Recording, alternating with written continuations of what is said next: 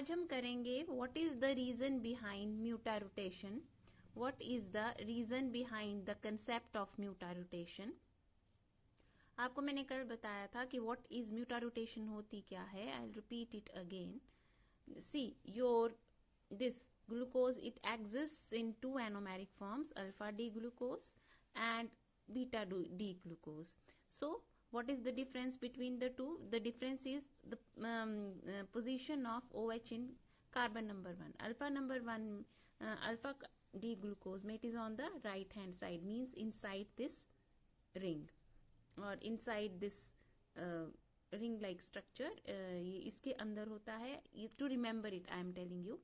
And in beta D form, OH is outside this ring at carbon number 1. This is the only difference between alpha D glucose and beta D glucose. And what happens?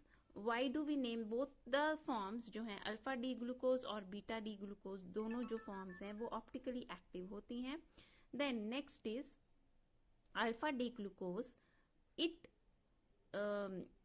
rotates the plane polarized light at 112 degrees, and beta D glucose, it rotates this plane polarized light at 19 degrees, both clockwise by 19 degrees, and this rotates it by 112 degree. And when you have, जब म्यूटा rotation होता है तो क्या होता है, a mixture of both these is formed. When we dissolve glucose in water, जो उसका ring like structure है, it opens up and फिर से वो reclose हो जाता है, और वो mixture बन जाता है अल्फा और बीटा एनोमर्स का, जो हमने ये अल्फा और बीटा डी एनोमर्स का. और क्या होता है, जो मिक्सचर होता है वो प्लेन पोलराइज्ड लाइट को इक्विलिब्रियम पे रोटेट करता है एट 52 डिग्रीज जो मिक्सचर होता है. सो फिर से मैं रिपीट कर रही हूँ. What is mutarotation? You can write, it is the phenomenon of change of specific rotation of an optically active compound with time to an equilibrium value is called as muta rotation. Equilibrium value पे आने के लिए, ताकि stability आ जाए, it is just change in the specific rotation of the plane polarized light. If you pass plane polarized light through the mixture of through glucose. Now क्या mechanism होता है हमारे इसका, what is the mechanism of our mutarotation. So क्या होता है, जो cyclic, this is the, you know, I have told you before also, this is the hemiacetal ring. जो साइक्लिक हेमीएसिटल रिंग है वो ओपन होगा, वो खुलेगा कब, जब कंसर्टेड का मतलब होता है एक साथ. When there is concerted attack by base and water. जब आप ग्लूकोज को वाटर में डिसॉल्व करोगे in the presence of base, तो बेस और वाटर जो है इसके रिंग पे अटैक करेंगे. This process involve simultaneously removal of proton.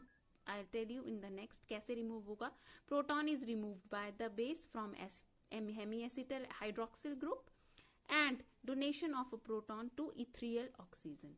इथ्रियल means जो ether like oxygen, this is the ethereal oxygen, इसको इथ्रियल ऑक्सीजन बोलते हैं.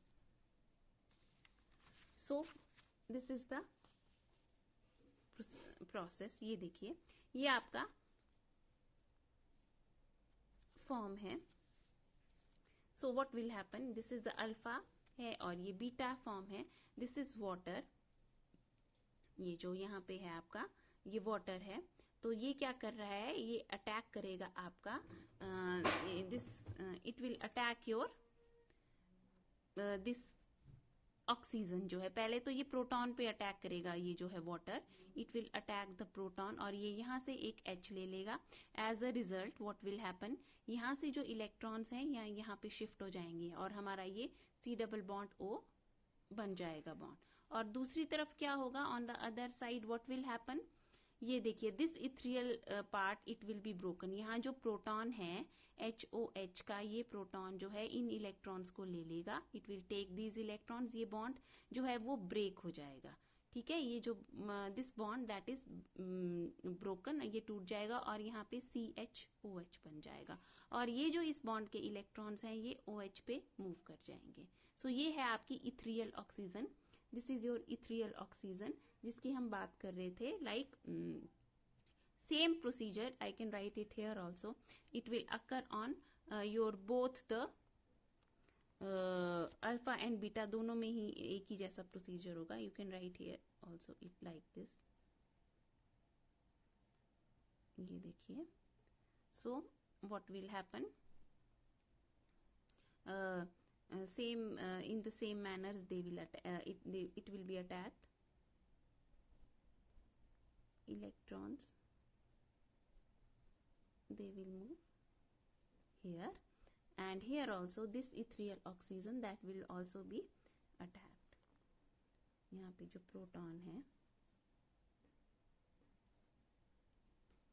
प्रोटॉन जो है that will be the same.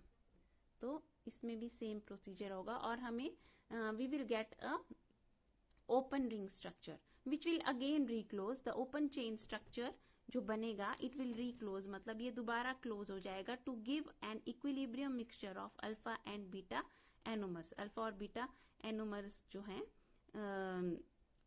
ये बनेंगे हमारे. And as water is an amphoteric substance, amphoteric substance means it acts as acid, it acts as base. Mutar rotation takes place readily in aqueous solution. It easily takes place in the aqueous solution. So I'll repeat the mechanism once again. That what happens, your cyclic hemiacetal ring opens up due to concerted attack by base and water.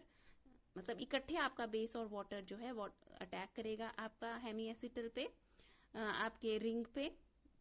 The process involves simultaneously removal of proton by base from hemiacetal hydroxyl group.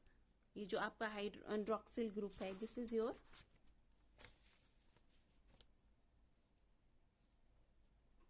hemiacetal hydroxyl group. This is your hemiacetal hydroxyl group which is here. This is your hemiacetal hydroxyl group. And next we have group and donation of a proton to ethereal oxygen. Yes, जो ether वाली oxygen है उसको donation भी होगा. ये देखिए ये वाला इसको जा रहा है, ये बॉन्ड टूटेगा और ये OH बॉन्ड बन जाएगा यहाँ पे, एंड ये OH जो है ये निकल जाएगा. So this is the process, whole process of your Mutar rotation. Thank you.